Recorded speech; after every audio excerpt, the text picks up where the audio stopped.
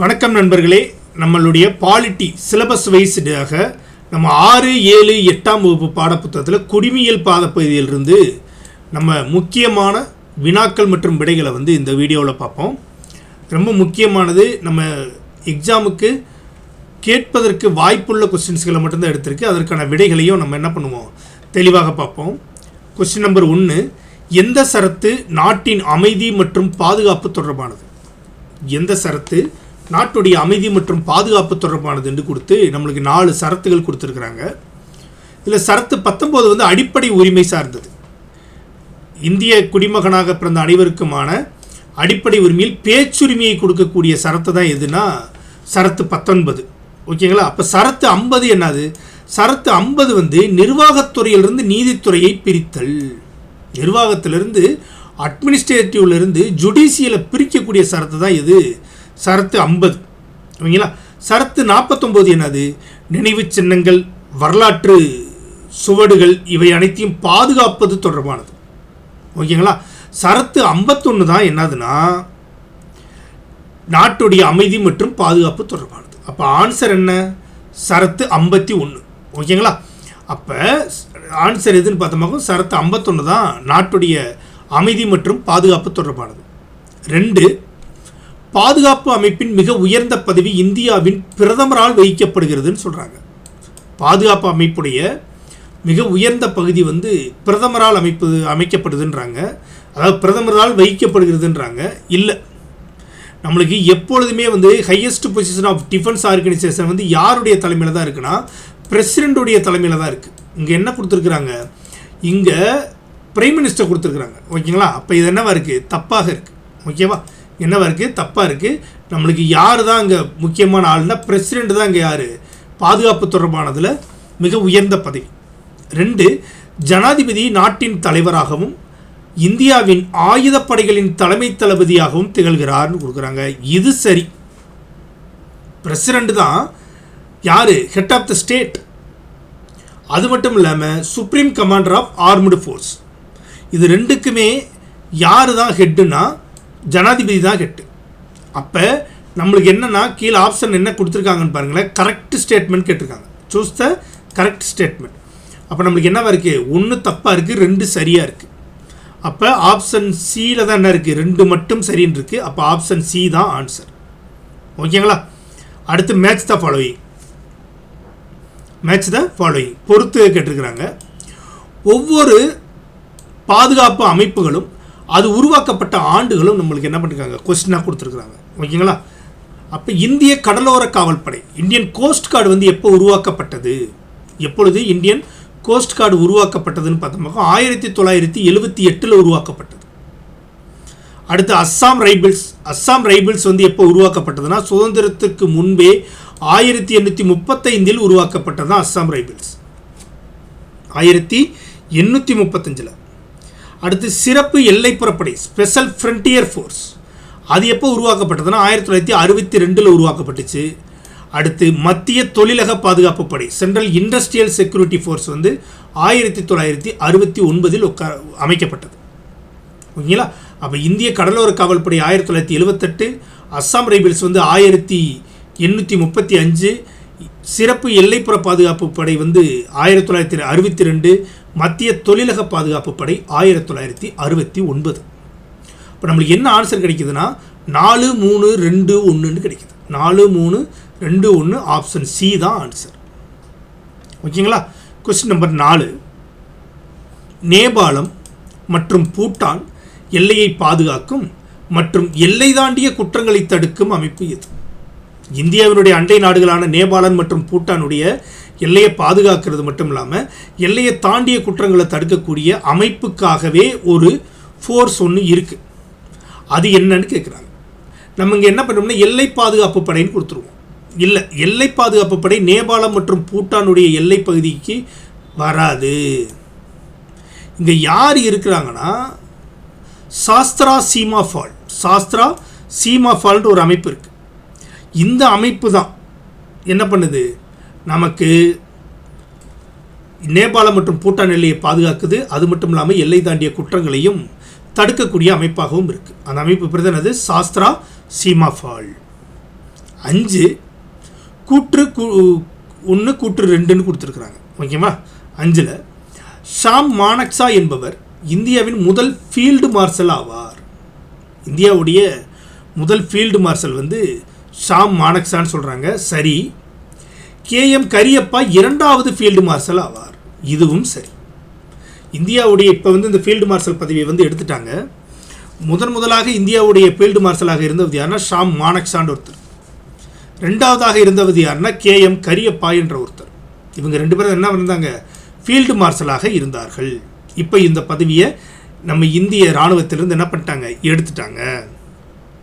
அடுத்து கூற்று 2, இந்திய கடற்படையில் 5 நட்சத்திர அந்தஸ்து கொண்ட மார்ஷல் பதவிக்கு உயர்வு பெற்ற முதல் மற்றும் ஒரே அதிகாரி அர்ஜுன் சிங்னு கொடுத்துருக்குறாங்க. அதாவது இந்தியன் நேவியில் வந்து என்ன பண்ணணும், 5 ஸ்டார் ரேங்க். அதாவது இந்த ஃபீல்டு மார்ஷல் இருக்குல்ல, அதுக்கும் 5 ஸ்டார் தான். அதே போல் இந்த மார்ஷல் பதவிக்கு இந்த 5 ஸ்டார் ரேங்க்குக்கு வந்து யாரை ஒரே ஒருத்தரை மட்டும் நியமித்தாங்க. இப்போ அந்த பதவியை எடுத்துட்டாங்க. அவர் பேர் அர்ஜுன் சிங்னு கொடுத்துருக்குறாங்க. அவர் பேர் அர்ஜுன் சிங் இல்லை, அர்ஜன் சிங். அர்ஜன் சிங், JA. ஓகேங்களா? இங்கே என்ன கொடுத்துருக்கு? அர்ஜன் சிங். இங்கிலீஷில் சரியாக இருக்குது. இங்கிலீஷில் என்னவா இருக்குது? சரியாக இருக்குது. ஆனால் இங்கே என்ன இருக்குது? அர்ஜுன் சிங் கொடுத்துருக்கு தமிழில். ஓகேங்களா? இது எப்படின்னு பார்த்துக்குங்க. ஆனால் என்ன இருக்குது? அர்ஜன் சிங் தான் முதலாக இருந்த ஃபீல்டு மார்ஷல் ஆவார். அப்போ நம்ம இது படி பார்த்தோமாக்க 2மே சரி. இங்கிலீஷ் படி பார்த்தோமாக்க என்னது? 2மே சரி. அர்ஜன் சிங் தான் என்ன பண்ணார்? முதல் வந்து 5 ஸ்டார் கொண்ட மார்ஷல் நேவியில் இருந்தவர் யாருன்னா அர்ஜன் சிங். அடுத்த 6 பொறுத்துக. இதுவும் அதே தான். ஒவ்வொரு படைகளுக்கும் ஒரு குறிப்பிட்ட நாளை வந்து நம்ம கொண்டாடுகிறோம். அது எந்தெந்த நாள்னு கேட்டிருக்கிறாங்க. அது எந்தெந்த நாள்னு கேட்குறாங்க. நம்ம ஆர்மி டே என்பது உங்களுக்கு எல்லாத்துக்கும் தெரியும், ஜனவரி 15. ஜனவரி 15 தான் என்ன பண்ணுறோம்? இராணுவ நாளாக கொண்டாடுகிறோம். இராணுவ நாளாக நம்ம எந்த நாளை கொண்டாடுகிறோம்னா ஜனவரி 15 கொண்டாடுறோம். அதேமாதிரி விமானப்படை நாள் வந்து அக்டோபர் 8. விமானப்படை நாள் அக்டோபர் 8. ஆயுதப்படைகளுக்கான ஃப்ளாக் டே, கொடி நாள் வந்து டிசம்பர் 7. இதுவும் மேக்ஸிமம் எல்லா பேத்துக்கும் தெரியும். கொடி நாள் எப்போ கொண்டாடுறோம்னா டிசம்பர் 7. கடலோர காவல்படை நாள் எப்போனா பிப்ரவரி 1. கடலோர காவல்படை எப்பொழுது கொண்டாடுறோம்னா பிப்ரவரி 1. இப்போ இராணுவ நாள் வந்து ஜனவரி 15, விமானப்படை நாள் வந்து அக்டோபர் 8, ஆயுதப்படைகளுக்கான கொடி நாள் வந்து டிசம்பர் 7, கடலோர காவல்படை நாள் பிப்ரவரி 1. இப்போ நம்மளுக்கு என்ன ஆப்ஷன் கிடைக்குதுன்னு பார்த்தோம்னா 2, 3, 1, 4 கிடைக்கும். 2, 3, 1, 4 ஆப்ஷன் ஏ. அடுத்து 7 கீழ்கண்ட கூற்றில் சரியானவை எவைன்னு கேட்குறாங்க. கீழ்கண்ட கூற்றில் சரியானது எது? ஓகேவா? சரியானது எதுன்னு கேட்குறாங்க. கடற்படை நாள் வந்து அக்டோபர் 7 என்று அனுசரிக்கப்படுகிறதுன்னு கொடுக்குறாங்க. கடற்படை நாள் எப்போ கொண்டாடப்படுகிறது? கடற்படை நாள்னா அக்டோபர் 7ன்னு இங்கே கொடுத்துருக்குறாங்க. ஆனால் டிசம்பர் 4 தான் என்ன பண்ணுறாங்க? டிசம்பர் 4 அப்போ தான் என்ன பண்ணுறாங்க? கடற்படை நாள் கொண்டாடப்படுகிறது. ஓகேவா? அடுத்து விரைவான செயல் சக்தி நாள். ஓகேவா? ரேபிட் ஆக்ஷன் ஃபோர்ஸ் டே வந்து மார்ச் 19ஆம் தேதி அனுசரிக்கப்படுகிறது. மார்ச் 19ஆம் தேதி அனுசரிக்கப்படுகிறதுன்னு கொடுத்துருக்குறாங்க. இல்லை, எப்போ அனுசரிக்கப்படுகிறதுனா அக்டோபர் 9ஆம் தேதி அனுசரிக்கப்படுகிறது. அக்டோபர் 9 தான் என்ன பண்ணுறாங்க? இந்த விரைவான செயல் சக்தி மிக்க நாள், CRPF ஃபோர்ஸ்னால் கொண்டாடப்படக்கூடிய ஒரு நாள் தான் இது. இந்த அக்டோபர் 9 விரைவான செயல் சக்தி மிக்க நாள். ஓகேவா? அடுத்ததாக மத்திய தொழில்துறை பாதுகாப்பு படை தினம் டிசம்பர் 4ஆம் தேதி கொண்டாடப்படுகிறதுன்றாங்க. சென்ட்ரல் இண்டஸ்ட்ரியல் செக்யூரிட்டி ஃபோர்ஸ் வந்து டிசம்பர் 4இல் கொண்டாடப்படுகிறதுன்றாங்க. இல்லை, இதுதான் மார்ச் 10 கொண்டாடப்படுது. ஓகேவா? மார்ச் 10 கொண்டாடப்படக்கூடிய சிஐஎஸ்எஃப் உடைய நாள் வந்து எப்போ கொண்டாடப்படுகிறதுனா மார்ச் 10. ஓகேவா? அப்போ இதுவும் தப்பாக இருக்குது. இப்போ கடற்படை நாள் வந்து டிசம்பர் 4 தான் சரி. விரைவான செயல் சக்தி மிக்க நாள் வந்து அக்டோபர் 9 தான் சரி. மத்திய தொழில்துறை பாதுகாப்பு படை தினம் வந்து மார்ச் 10 தான் சரி. அப்போ இதுவும் தப்பு, இதுவும் தப்பு, 3மே தப்பாக இருக்குது. ஓகேவா? நம்மளுக்கு சரியானது எதுன்னு கேட்டுக்கிறாங்க. எதுவும் இல்லை, அது இல்லை, எதுவுமே சரியானது இல்லை. அடுத்து 8 அணிசேராமை என்பதை உருவாக்கியவர் யார்? அணிசேராமை என்பதை உருவாக்கியவர் யார்? The word non alignment was coined by. இந்த நான் அலைன்மெண்ட் என்ற வார்த்தையை உருவாக்கியவர் யாருன்னு கேட்குறாங்க. ரொம்ப முக்கியமான கொஸ்டின். நம்ம இங்கே என்ன ஜவஹர்லால் நேருன்னு போட்டுருவோம். இந்த அணிசேராமை என்ற கொள்கை பதத்தை எடுத்தவர் தான் யார்? ஜவஹர்லால் நேரு. ஆனால் அந்த வார்த்தையை உருவாக்கியவர் யாருன்னா வி.கே. கிருஷ்ணமேனன். ஸ்கூல் புக்கில் இருக்குது. வி.கே. கிருஷ்ணமேனன் தான் அணிசேராமை என்ற the word non alignment was coined by, இந்த வார்த்தையை உருவாக்குனது யாருன்னா வி.கே. கிருஷ்ணமேனன். அடுத்து 9, கீழ்கண்ட கூற்றுகளை காண்க. கீழ்கண்ட கூற்றுகளை காண்க. டிசம்பர் 8ஆம் தேதி 1985 டாக்காவில் சார்க் அமைப்பு நிறுவப்பட்டதுன்னு சொல்லி ஒரு சென்டென்ஸ் கொடுத்துருக்குறாங்க. ஓகேவா? ஆமாம், சார்க் அமைப்பு 1985 டிசம்பர் 8ஆம் தேதி டாக்கா, பங்களாதேஷுடைய தலைநகரான டாக்காவில் தான் என்ன பண்ணுது? நிறுவப்பட்டது. சரி. சார்க் அமைப்பு 8 உறுப்பினர்களை கொண்டது. இது தொடங்கும் பொழுது 7 உறுப்பினர்கள் இருந்தாங்க. 8ஆவதாக இப்போ என்ன பண்ணிருக்காங்க? ஆப்கானிஸ்தான் இணைந்திருக்கு. அப்போ 8 உறுப்பினர்களை கொண்டது என்பது என்னவா இருக்கு? சரியாகவே இருக்கு. அப்போ கூற்று 1ம் சரி, கூற்று 2ம் சரி. ஓகேவா? அடுத்து 10, மெட்ராஸ் ரெஜிமெண்ட் தோற்றுவிக்கப்பட்ட ஆண்டு எது? மெட்ராஸ் ரெஜிமெண்ட் எப்பொழுது தோற்றுவிச்சாங்க பார்த்தோமாக்கும் 1758 உருவாக்கப்பட்டு விட்டது. மெட்ராஸ் ரெஜிமெண்ட் எப்போ உருவாக்கப்பட்டதுன்னா 1758. 11, இராணுவ அதிகாரிகளின் அதிகாரிகள் பயிற்சி பள்ளி உள்ள இடங்களில் பொருந்தாதது எது? ஓகேவா? ஆஃபீஸர்ஸ் ட்ரைனிங் அகாடமி இருக்குல்ல, அது பல இடத்துல இருக்குது. அப்படி இருக்கிறதுல பொருந்தாதது எதுன்னு கேட்குறாங்க. ஓகேவா? ஆஃபீஸர்ஸ் ட்ரைனிங் அகாடமி அதில் பொருந்தாதது எதுன்னு கேட்குறாங்க. சென்னையில் ஓடிஏ இருக்குன்றது நம்மளுக்கு தெரியும். பூனேவிலேயே இருக்குது, குஜராத்தில் இல்லை. இங்கே இல்லை, குஜராத்தில் இல்லை, சென்னையில் இருக்குது, பூனேயில் இருக்குது. ஓகேவா? அப்போ ஆஃபீஸர்ஸ் ட்ரைனிங் அகாடமி எங்கெங்கே இருக்குதுன்னு கேட்டால் சென்னை மற்றும் பூனே. 12, சார்க் அமைப்பின் உறுப்பினர் இல்லாத நாடு எது? சார்க் அமைப்புடைய உறுப்பினர்களில் இல்லாத நாடு எது? இலங்கை இருக்குது, ஆப்கானிஸ்தான் 8ஆவதாக இணைஞ்சிருக்கு, நேபாளமும் இருக்குது, கஜகிஸ்தான் இல்லை. ஏன்னா இது சவுத் ஏசியாவில் வராத ஒரு நாடு. ஓகேவா? சவுத் ஏசியன் அசோசியேஷன் ரீஜனல் கோஆப்ரேஷன்றது தான் என்னது? சார்க்குடைய அப்ரிவேஷன். 1985 டிசம்பர் 8 தோற்றுவிக்கப்பட்ட ஒரு அமைப்பு. ஓகேவா? அப்போ இதில் இல்லாத நாடு எது? கஜகிஸ்தான். 13, பிம்ஸ்டெக் அமைப்பின் உறுப்பு நாடாக இல்லாதது எது?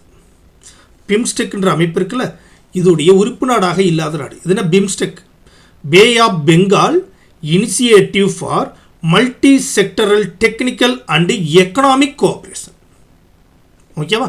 இது என்னென்னா இந்த பே ஆஃப் பெங்கால் இருக்குல்ல, அந்த இருக்கக்கூடிய டெக்னிக்கல் மற்றும் எக்கனாமிக்கலுக்காக உருவாக்கப்பட்ட ஒரு அமைப்பு தான் எதுனா அந்த பிம்ஸ்டெக்.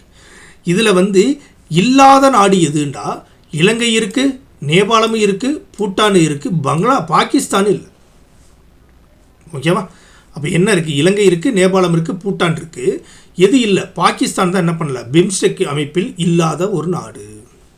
14, இந்தியாவுடனான சார்க் அமைப்பு மற்றும் பிம்ஸ்டெக் அமைப்பு ஆகிய இரண்டிலும் உறுப்பினராக உள்ள நாடு இவற்றுள் எது? சார்க்லேயும் இருக்கணும், பிம்ஸ்டெக்லேயும் இருக்கணும். அப்படி இருக்கக்கூடிய நாடு எதுன்றதான் அடுத்த கொஸ்டின் கேட்டிருக்கிறாங்க. ஓகேவா? பங்களாதேஷ் சார்க்லேயும் இருக்குது, பிம்ஸ்டெக்லேயும் இருக்குது. தாய்லாந்து இல்லை, பாகிஸ்தான் இல்லை, பாகிஸ்தான் சார்க்கில் மட்டும்தான் இருக்குது. மாலத்தீவு இல்லை.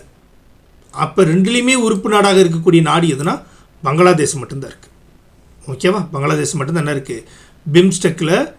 பிம்ஸ்டெக்லேயும் இருக்குது, சார்க்லேயும் இருக்குது. 15, பண்டைய இந்தியாவில் ஸ்மிருதிகள் தனி மனிதனின் சமூக கடமைகளை வரையறுத்து கூறப்பட்டுள்ளற்றுள் அல்லாதவை எது? அல்லாதவை எதுன்னு கேட்டிருக்கிறார். ஓகேவா? அதாவது என்னென்னா பண்டைய இந்தியாவில் ஸ்மிருதிகள் இருந்தாங்கள்ல, ஸ்மிருதிகள்ன்ற ஒரு அமைப்பு ஒன்று, ஒரு ஒரு ஒரு ஒரு இலக்கியம் ஒன்று இருந்துச்சுல, அதில் தனி மனிதனின் சமூக கடமைகளை வரையறுத்து கூறப்பட்டிருக்கு. அப்படி தனி மனிதனுடைய சமூக கடையை வரையறுத்து கூறப்படாத ஸ்மிருதி எதுன்றதான் கொஸ்டின். இங்கே மனுஸ்மிருதி, நாரத ஸ்மிருதி, யக்குவல்ய ஸ்மிருதி, வேத ஸ்மிருதின்னு சொல்லி 4 ஆப்ஷன் நம்மளுக்கு கொடுத்துருக்குறாங்க. இதில் எது தனி மனிதனுடைய சமூக கடமைகளை வரையறுத்து கூறப்படாதது எதுனா வேத ஸ்மிருதி தான். மற்ற 3ம் என்ன பண்ணுது? தனி மனிதனை பற்றி பேசுகிறது. வேத ஸ்மிருதி முழுக்க முழுக்க தேவர்களை பற்றி மட்டும்தான் பேசுகிறது. ஓகேங்களா? அடுத்து 16, துக்ளக் ஆட்சி காலத்தில் உரிமையியல் நடைமுறை சட்டங்களின் தொகுப்பு. நம்ம ஃபெரோஸ் துக்ளக் இருக்கார்ல, அவர் தான் என்ன பண்ணார்? இந்த உரிமையியல் நடைமுறை சட்டங்களை என்ன பண்ணார்? சிவில் ப்ரொசீஜர் என்ன பண்ணார்னா இந்த கோட் ஆஃப் சிவில் ப்ரொசீஜரை தொகுத்தார். ஓகேவா? அதோட பேர் என்னன்னு கேட்குறாங்க. பைகா-இ பெரோஷாஹி. பைகா-இ பெரோஷாஹின்றதான் அந்த உரிமையியல் நடைமுறை சட்டத்துடைய தொகுப்பின் பெயர். அடுத்து 17, பொறுத்துக. ஒழுங்குமுறை சட்டம் எப்பொழுது கொண்டு வரப்பட்டது? உரிமையியல் நடைமுறை குறியீடு சிவில் ப்ரொசீஜர் கோடு எப்போ கொண்டு வரப்பட்டது? அதே மாதிரி இந்தியன் பீனல் கோடான இந்திய தண்டனை குறியீடு எப்போ கொண்டு வரப்பட்டது? அதே மாதிரி கிரிமினல் ப்ரொசீஜர் கோடு குற்றவியல் நடைமுறை குறியீடு எப்பொழுது கொண்டு வரப்பட்டதுன்னு சொல்லி நம்மளுக்கு 4 ஆப்ஷனும் அதுக்கான ஆண்டுகளும் கொடுத்துருக்குறாங்க. ஓகேங்களா? இதில் இப்போ நம்ம ஒழுங்குமுறை சட்டம் எப்பொழுது கொண்டு வரப்பட்டதுன்றது நம்மளுக்கு தெரியும். ஒழுங்குமுறை சட்டம் எப்பொழுது கொண்டு வரப்பட்டதுன்னா 1773 கொண்டு வரப்பட்டது. இது நீங்கள் எல்லோரும் ஆன்சர் பண்ணிடுவீங்க. அடுத்து உரிமையியல் நடைமுறை சட்டம். உரிமையியல் நடைமுறை சட்டம் எப்பொழுது கொண்டு வரப்பட்டதுன்னா 1859 கொண்டு வரப்பட்டது. 1859 கொண்டு வரப்பட்டது தான் சிவில் ப்ரொசீஜர் கோட். இந்திய தண்டனை சட்டம் 1860. குற்றவியல் நடைமுறை குறியீடு 1861. அப்படியே வரிசையாக ஃபஸ்ட்டு சிவில் ப்ரொசீஜர் கொண்டு வராங்க, அதுக்கடுத்து பீனல் கோடு கொண்டு வராங்க. ஓகேவா? அதுக்கடுத்து கிரிமினல் கோடு கொண்டு வராங்க. 59, 60, 61. அதற்கு முன்னாடியே என்ன வந்துடுதுன்னா ரெகுலேட்டிங் ஆக்ட் வந்துடுது. ஒழுங்குமுறை சட்டம் அதுக்கு முன்னாடியே வந்துடுது. அப்போ நம்மளுக்கு என்ன ஆன்சர் கிடைக்கிது? 4, 3, 2, 1 கிடைக்கிது. 4, 3, 2, 1. ஆப்ஷன் பி தான் ஆன்சர். 18 கீழ்கண்ட கூற்றுகளை காண்க. இந்தியாவில் முதல் முறையாக கல்கத்தாவில் உள்ள வில்லியம் கோட்டையில் உச்ச நீதிமன்றம் நிறுவப்பட்டதுன்னு கொடுத்துருக்குறாங்க. ஆமாம், முதல்ல இப்போது டெல்லியில் இருக்கக்கூடிய உச்ச நீதிமன்றம் முதலில் எங்கே நிறுவப்பட்டதுன்னா கல்கத்தாவில் தான் நிறுவப்பட்டது. அது எங்கன்னா வில்லியம் கோட்டையில். அடுத்து ஜனவரி 26, 1950 அன்று இந்தியாவின் உச்ச நீதிமன்றம் திறக்கப்பட்டதுன்னு சொல்கிறாங்க. ஜனவரி 26, 1950 அன்று உச்ச நீதிமன்றம் திறக்கப்பட்டதுன்னு சொல்கிறாங்க. இல்லை, ஜனவரி 26 நம்மளுக்கு என்ன பண்ணுச்சு? நம்மளுக்கு அரசியலமைப்பு சட்டத்தை நடைமுறைக்கு வச்சு அதுக்கடுத்து 2 நாள் கழித்து தான் ஜனவரி 28 அன்று தான் உச்ச நீதிமன்றம் திறக்கப்பட்டது. ஓகேங்களா? அப்போ இங்கே என்ன இருக்குது? ஜனவரி 26 கொடுத்துருக்குறாங்க. அப்போ இது என்னவா இருக்குது? தவறாக இருக்குது. நம்மளுக்கு என்ன கேட்டிருக்காங்க? சரியானதை தேர்வு செய்யன்னு கேட்டிருக்கிறாங்க. அப்போ 1 மட்டும்தான் சரி. இப்போ 1 மட்டும்தான் சரி. 19 கீழ்கண்டவற்றில் சரியான கூற்றினை தேர்ந்தெடுக்க. கீழ்கண்டவற்றில் சரியான கூட்டினை தேர்ந்தெடுக்கன்னு கேட்டிருக்கிறாங்க. பார்ட், நம்ம அரசியலமைப்பு சட்டத்தில் இருக்கக்கூடிய பார்ட்ஸ் இருக்குல்ல, இந்த பார்ட் என்னென்ன பார்ட்டு, அது எந்தெந்த தலைப்பை பற்றி பேசுகிறதுன்னு கேட்டுக்கிறாங்க. அத்தியாயம் 4 மத்திய நீதித்துறையை பற்றி பேசுகிறது, சரி. பார்ட் 6 துணை நீதிமன்றங்களை பற்றி பேசுகிறது, இதுவும் சரி. இந்திய உச்சநீதிமன்ற கட்டுரை 124 முதல் 147வது விதி வரை இருக்குன்னு சொல்லியிருக்காங்க, இதுவும் சரி. ஓகேங்களா? அப்போ பார்ட் 4 நம்மளுக்கு எதை பற்றி பேசுதுன்னு கேட்டோமாக்கும் யூனியன் ஜுடிஷியரியை பற்றியும், அதே போல் பார்ட் 6 சபார்டினேட் கோர்ட்ஸை பற்றியும், ஆர்டிக்கல் 124 to 147 வரை எதை பற்றி பேசுனா சுப்ரீம் கோர்ட்டை பற்றியும் பேசுது. அப்போ அனைத்துமே சரியாக இருக்குது. 20 ஒரு சுதந்திரமான நீதித்துறை என்ற கருத்தை முதலில் முன்வைத்த பிரெஞ்சு தத்துவஞானி யார்? ஒரு சுதந்திரமான நீதித்துறைன்றதை கொடுத்த பிரெஞ்சு தத்துவஞானி யாருன்னா, இங்கே காரன்வாலிஸ் பிறகு பிரெஞ்சு இல்லை, அவர் பிரிட்டிஷ். அப்போ தூக்கிடுவீங்களா? இப்போ சாக்ரடீஸ் மாண்டெஸ்கியூன்னு இருக்காங்க. மாண்டெஸ்கியூ தான் என்ன பண்ணார், ஒரு சுதந்திரமான நீதித்துறை என்ற கருத்தை முதலில் கொண்டு வந்தவர் யாருன்னா மாண்டெஸ்கியூ. அடுத்து 21. கீழ்கண்ட கூற்றுகளை காண்க. இந்தியாவின் பழமையான உயர்நீதிமன்றம் கல்கத்தாவில் உள்ளது. அது துவங்கப்பட்ட ஆண்டு 1862ன்னு கொடுத்துருக்குறாங்க. ஓகேங்களா? சரி. முதலான உயர்நீதிமன்றம் எங்கே? உச்ச நீதிமன்றமும் முதல்ல கல்கத்தாவில் தான் நிறுவினாங்க.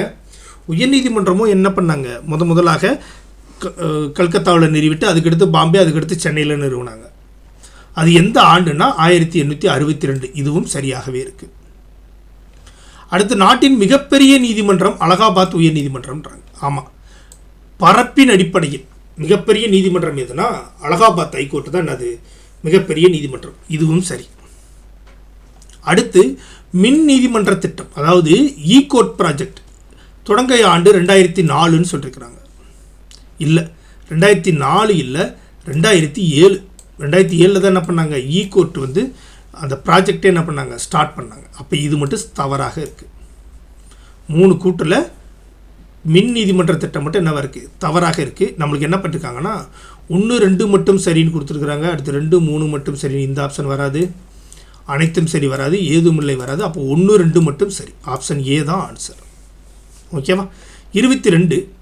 விரைவு நீதிமன்றங்கள் ஃபாஸ்ட் ட்ராக் கோர்ட்ஸ் தோற்றுவிக்கப்பட்ட ஆண்டு எது? 2000 தான் விரைவு நீதிமன்றம் தோற்றுவிக்கப்பட்டுச்சு. 2007 வந்து இ கோர்ட்டு, 2000 வந்து விரைவு நீதிமன்றம். அதை மட்டும் யாபத்தில் வச்சுக்கோங்க. ஓகேவா? அடுத்து 23. கீழ்காணும் கூற்றுகளில் சரியானதை தேர்ந்தெடுங்க. முதல் லோக் அதாலத் 1982 ஜூனாகத் குஜராத்தில் நடைபெற்றது. முதலாக லோக் அதாலத் எங்கே நடைபெற்றதுன்னா குஜராத்தில் இருக்கக்கூடிய ஜுனாகத்தில் தான் நடைபெற்றது. எந்த ஆண்டுனா 1982. இது சரி. ஓகேவா? அதுக்கடுத்து 1987ஆம் ஆண்டு சட்ட சேவை அதிகாரிகள் சட்டம் மூலம் நீதிபதி பி பகவதியின் பரிந்துரையின் பேரில் அமைக்கப்பட்டது. சட்ட சேவைகள் அதிகாரிகள் சட்டம். ஓகேவா? Legal services authorities act. இது வந்து யாருடைய பரிந்துரையின் அடிப்படையில் வச்சுன்னா பி பகவதியுடைய பரிந்துரையின் அடிப்படையில். எப்போ அமைச்சாங்கன்னா 1987. இதுவும் சரி. அடுத்து சட்ட சேவை அதிகாரிகள் சட்டம் 1987 கீழ் தேசிய சட்ட சேவைகள் அதிகாரம் அமைக்கப்பட்டது. ஆமாம், இந்த சட்ட சேவைகள் அதிகாரிகள் சட்டம் தான் என்ன பண்ணுச்சுன்னா அந்த சட்ட சேவைகளுக்கான அதிகாரத்தையும் கொடுத்துச்சு. இதுவும் சரி. அப்போ அனைத்தும் சரி. அதுதான் இதுக்கான ஆன்சர். அடுத்து 24. இந்திய அரசியலமைப்பு சட்டத்தின்படி உச்சநீதிமன்றத்தின் நீதி பேராணை அதிகார வரம்பு சட்டப்பிரிவு என்ன? நம்ம நீதி பேராணை இருக்குல்ல, ஒரு ஆர்டர் அல்லது ரிட்டு ஹைகோர்ட்டுக்கான ரிட்டு வந்து சுப்ரீம் கோர்ட்டுக்கான ரிட்டை கூறக்கூடிய விதி என்னன்னு கேட்குறாங்க. விதி எதுனா சட்டப்பிரிவு 32 அடிப்படை உரிமையில் இருக்கு. அரசமைப்புக்கு எதிராக என்ன பண்ணுறது, நம்மளுடைய அடிப்படை உரிமை மீறப்பட்டால் என்ன பண்ணலாம், நம்ம உச்சநீதிமன்றத்தை நாடலாம். அந்த விதி என்னது? சட்டப்பிரிவு 32. 25. கீழ்காணும் சமயங்களில் எது இந்தியாவை பிறப்பிடமாக கொண்டவை அல்ல? இந்த நாளில் எது இந்தியாவை பிறப்பிடமாக கொண்ட மதம் அல்ல? இந்து மதம் இந்தியாவில் உருவானது, சீக்கியமும் இந்தியாவில் உருவானது, சமணமும் இந்தியாவில் உருவானது. இஸ்லாம் வந்து இந்தியாவில் உருவான மதம் அல்ல. 26. சமயம் நமக்கு பகைமையை போதிக்கவில்லை. நாம் அனைவரும் இந்தியர்கள் மற்றும் இந்தியா நமது வீடு என்று எந்த கவிஞருடைய கூற்று? கவிஞர் இக்பால், கவிஞர் அப்துல் ரஹ்மான், கவிஞர் பாரதின்னு சொல்லி 3 ஆப்ஷன் கொடுத்துருக்குறாங்க. இல்லை, கவிஞர் இக்பால் அவர் தான் சமயம் நம்மளுக்கு பகைமையை போதிப்பதற்காக உருவாக்கப்படலை, நம்ம எல்லாருமே இந்தியர்கள் தான், இந்தியா தான் நம்ம வீடு என்று கூறியவர் யாருன்னா கவிஞர் இக்பால். அடுத்து 27. சமயச்சார்பின்மை குறித்து சரியான செய்தி எது? சமயச்சார்பின்மை இருக்குல்ல, செக்யூலரிசம், செக்யூலரிசம் குறித்து கரெக்ட் ஸ்டேட்மெண்ட் எதுன்னு கேட்குறாங்க. சமயசார்பற்ற என்ற சொல் நமது அரசியலமைப்பின் முகவுரையில் ஒரு அங்கமாகும். அங்கமாகும்னா என்ன? அது முகவரியில் இருக்கா? ஆமாம் இருக்கு. இது 1950 இந்திய அரசியலமைப்பு உருவான நாள் முதல் இருக்கிறதுன்னு கொடுத்துருக்குறாங்க. இங்கே தான் தப்பு. இந்த செக்குலரிசம் என்ற வார்த்தை 42nd அமெண்ட்மெண்ட் 42வது சட்ட திருத்தம் 1976 ஓகேவா, குட்டி அரசியலமைப்புன்னுவாங்கல்ல, அதான் அது 42nd அமெண்ட்மெண்ட். இந்த அமெண்ட்மெண்ட் மூலமாக கொண்டு வரப்பட்டது தான் இந்த செக்குலரிசம் என்ற வார்த்தை. அப்போ இங்கே என்ன கொடுத்துருக்கு? அரசியலமைப்பு உருவான நாள் முதல் இருக்குதுன்னு கொடுத்துருக்காங்க. இது தப்பு. நம்மளுக்கு சரியான செய்தி கேட்டுக்கிறாங்க, ஒன்று மட்டும்தான் சரியான செய்தி. ஓகேவா. அடுத்து 28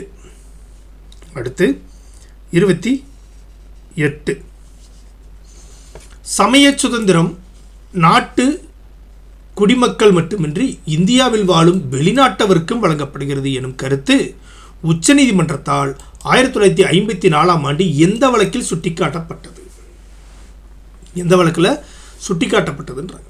இந்த ஃப்ரீடம் ஆஃப் ரிலீஜியன் இருக்குல்ல, இது இந்தியாவில் வாழ்கிறவங்களுக்கு மட்டும் இல்லை, ஒரு நேர வெளிநாட்டிலிருந்து இங்கே இந்தியாவில் இருப்பாங்கள்ல, அவங்களுக்கும் இந்த சட்டம் பொருந்தும் என்று உச்சநீதிமன்றம் 1954 ஒரு வழக்கில் சொல்லிச்சு. அது எந்த வழக்குனா, பாம்பே மாநிலம் விஸ் ரத்திலால் வழக்கு. பாம்பே ஸ்டேட்டுக்கும் ரத்திலால் பஞ்சத் என்ற ஒருத்தர் இருக்கிறார், அவருடைய கேஸில் தான் என்ன பண்ணுச்சு, 1954ஆம் ஆண்டு உச்சநீதிமன்றம் இந்த தீர்ப்பை வழங்கியது. 29 சமயச்சார்பின்மை பற்றி அரசியலமைப்பு பிரிவு அல்லாதது எது? இந்த 4ல் சமயச்சார்பின்மை செக்குலரிசத்தை பற்றி பேசாதது எதுன்னு கேட்குறாங்க. ஓகேவா. பிரிவு 15 என்னது? பாகுபாடு காட்டக்கூடாது. அப்போ சமயம் சார்ந்து என்ன பண்ணக்கூடாது? பாகுபாடு காட்டக்கூடாது.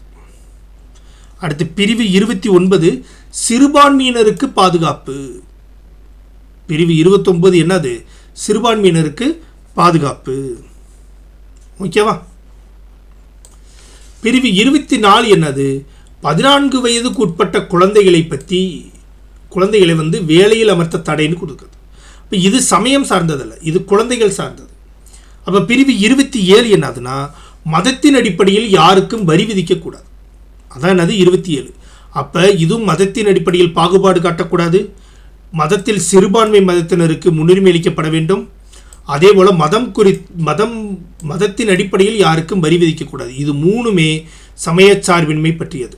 நம்மளுக்கு அல்லாதது கேட்டிருக்கிறாங்க. அப்போ பிரிவு சி தான், பிரிவு சியில் இருக்கக்கூடிய 24 தான் அது நம்மளுக்கு சமயச்சார்பின்மை குறித்து கூறப்படாது. இது 14 வயதுக்கு உட்பட்ட குழந்தைகளை பணியில் அமர்த்துவதற்கு தடை. ஓகேவா. அடுத்து 30 பொறுத்துக. ஓகேவா. இங்கேயும் என்ன பண்ணிருக்காங்கன்னா, ஒரு குறிப்பிட்ட மசோதாக்கள் தாக்கல் செய்யப்படக்கூடிய இடத்தையும் அதற்கான ஆண்டுகளையும் கொடுத்துருக்குறாங்க. அதற்கான ஆண்டுகளையும் நம்மளுக்கு கொடுத்துருக்குறாங்க. ஓகேவா. இங்கே மேக்னகட்டா மகாசாசனம், மகாசாசனம் எப்பொழுது இது பண்ணுன்னா 1215 கொடுக்கப்பட்டுருச்சு. 1215 என்ன பண்ணுறாங்க, ஒரு சில அடிப்படை உரிமையை கொடுத்து என்ன பண்ணுறாங்க, மகாசாசனம் என்று அழைக்கிறார்கள். ஓகேவா. அடுத்து உரிமை மனு பெட்டிஷன் ஆஃப் ரைட் எப்போ வந்துச்சுன்னா 1628. ஓகேவா. அதுக்கடுத்து கேபிஎஸ் கார்பஸ் 1679. ஆங்கில உரிமையல் மசோதா 1689. ஸ்கூல் புக்கில் இருக்குது. நம்மளுக்கு மகாசாசனம் பற்றி நம்மளுக்கு ஆல்ரெடி கேட்டுக்கிறாங்க. கேபிஎஸ் கார்பஸை பற்றி நம்மளுக்கு சிலபஸில் இருக்குது. ஸோ நீங்கள் என்ன பண்ணிக்கலாம்னா, மகாசாசனம் 1615, உரிமை மனு petition of right 1628, habeas corpus 1679, ஆங்கில உரிமைகள் மசோதா 1689. இப்போ நம்மளுக்கு என்ன ஆப்ஷன் கிடைக்குதுன்னா 2, 3, 4, 1 கிடைக்குது. 2, 3, 4, 1 ஆப்ஷன் ஏ. 31 தவறானதை தேர்ந்தெடு. 31 என்னது? தவறானதை தேர்ந்தெடு. மகாசாசனம் 1215 நம்மளுக்கு கொடுக்கப்பட்டதுன்னு பார்த்தோம். அது இங்கிலாந்தில் கொடுக்கப்பட்டதுன்னு கொடுத்துருக்குறாங்க. சரி, இங்கிலாந்தில் தான் கொடுக்கப்பட்டது. ஓகேங்களா. இங்கிலாந்தில் தான் என்ன பண்ணாங்க, கொடுத்தாங்க. அடுத்து கேபிஎஸ் கார்பஸ் பின்லாந்தில் கொடுத்தாங்கன்றாங்க. இல்லை, பிரிட்டிஷுடைய காமன்வெல்த் லா இருக்குல்ல, அந்த காமன் லாவில் என்ன இருந்துச்சு, கேபிஎஸ் கார்பஸ் இருந்துச்சு. ஓகேவா, 1679 வெளியிடப்பட்ட கேபிஎஸ் கார்பஸில் என்ன இருந்துச்சு, பிரிட்டிஷ் காமன் லாவில் என்ன இருந்துச்சுன்னா கேபிஎஸ் கார்பஸ் பற்றி இருந்துச்சு. அப்போ இது தப்பாக இருக்குது. அடுத்து மனிதன் மற்றும் குடிமக்களுடைய உரிமைகள் வந்து பிரான்ஸ் தான் முதல்ல கொடுத்துச்சு. அமெரிக்க அரசியலமைப்பு சட்டம் அமெரிக்கா, இதுவும் சரியாக தான் இருக்குது. அப்போ நம்மளுக்கு தவறானது கேட்டுக்கிறாங்க. கேபிஎஸ் கார்பஸ் பின்லாந்துன்னு இருக்குது. இது பின்லாந்து இல்லை, பிரிட்டிஷ் காமன் லா. ஓகேவா. 32 ஐநாவின் மனித உரிமை ஆணையம் பற்றி தவறான செய்தி இது. ஐநா சபை வந்து யுனைடெட் நேஷன் ஆர்கனைசேஷன் வந்து என்ன பண்ணுறதுன்னா ஹியூமன் ரைட்ஸ் கமிஷன்ஸை பற்றி ஒரு சில கூற்றுகளை தன்னுடைய தீர்மானத்தில் வைக்கிறது. அதில் எது தவறானதுன்னு கேட்குறாங்க. அதில் தவறானதுன்னு கேட்குறாங்க. உலக மனித உரிமைகள் அறிவிப்பு ஐநா பொதுச்சபையால் 1948 ஏற்றுக்கொள்ளப்பட்டது. ஆமாம், மனித உரிமைகள் பற்றி ஐநாவுடைய பொதுச்சபை இருக்குல்ல, அந்த பொதுச்சபை 1948 என்ன பண்ணுச்சு, இந்த மனித உரிமைகளுடைய அறிவிப்பை ஏற்றுக்கொண்டது. சரி, ஏற்றுக்கொண்டதன் அறிவிப்பு பிரான்ஸ் நாட்டின் பாரிஸ் நகரின் ஐநா பொதுச்சபையால் 10 டிசம்பர் 1948 அறிவிக்கப்பட்டது. ஆமாம், பிரான்ஸ் நாட்டு பாரிஸ் நகரில் தான் ஐநாவுடைய பொதுச்சபை இருக்குது. அந்த பொதுச்சபை என்ன பண்ணுச்சுன்னா டிசம்பர் 10 1948 நாங்கள் உலக மனித உரிமைகள் சார்ந்த அறிவிப்பை ஏற்றுக்கொண்டோம் என்றதை அறிவித்தது. அடுத்து ஐநாவின் மனித உரிமை பற்றிய அறிவிப்பு தீர்மானத்தோட விதி என்னன்னா 217A. ஐநா மனித உரிமை குறித்த தீர்மானம் இருக்குல்ல, அந்த தீர்மானத்துக்குரிய நம்பர் என்னன்னா 217A. இதுவும் சரி, இதுவும் என்னது சரியாகவே இருக்கு. அடுத்து 1950 முதல் ஒவ்வொரு ஆண்டும் டிசம்பர் 12 மனித உரிமைகள் தினம் கொண்டாடப்படுகிறதுன்றாங்க. இங்கே தான் 1950 தான் கொண்டாடுறாங்க. ஆனால் டிசம்பர் 12 இல்லை, டிசம்பர் 10. ஓகேவா, டிசம்பர் 12 என்னது ரஜினிகாந்த் பிறந்தநாள், அது இல்லை. டிசம்பர் 10 தான் என்னது மனித உரிமைகள் தினம் கொண்டாடப்படுகிறது. ஓகேவா. அப்போ இதுதான் என்னவா இருக்குது, தவறான செய்தியாக இருக்குது. அடுத்து 33 தேசிய மனித உரிமைகள் ஆணையம் குறித்து தவறான செய்தி. அது இந்தியாவில் இருக்கக்கூடிய தேசிய ஹியூமன் ரைட்ஸ் கமிஷன் இருக்குல்ல, அது குறித்து தவறான செய்தி எதுன்னு கேட்குறாங்க. ஓகேவா, தவறான செய்தி எது. இது 1992 அக்டோபர் 12 நிறுவப்பட்டதுன்னு சொல்கிறாங்க. 1992 அக்டோபர் 12 நிறுவப்பட்டது என்று சொல்கிறாங்க. அக்டோபர் 12 சரிதான், ஆனால் 1992 இல்லை, 1993. ஓகேவா, அக்டோபர் 12 1993 தான் என்ன பண்ணுச்சு, ஹியூமன் ரைட்ஸ் கமிஷன் நிறுவப்பட்டது. இது அரசியலமைப்பு சாராத ஒரு அமைப்பு. ஆமாம், இது நான் கான்ஸ்டியூஷனல் பாடி. இது சரி.